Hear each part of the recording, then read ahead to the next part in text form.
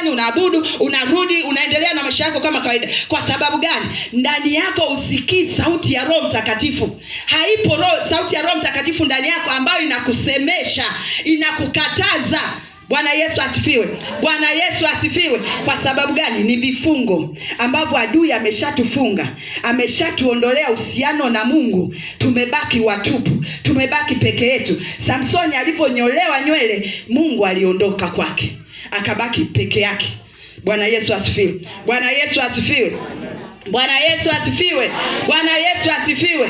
Kuna hatari ukibaki peke yako bila Mungu. Kuna hatari kubwa sana ukibaki peke yako bila Mungu. Uhusiano wako na Mungu usipokuwa mzuri ni hatari sana, kwa sababu adui anaweza kujilipizia kisasi kwako kwa yale uliokuwa unamuumiza, kwa yale uliokuwa unamtesa, akakulipizia kisasi mara 2 zaidi. Bwana Yesu asifiwe. Bwana Yesu asifiwe. Bwana Yesu asifiwe.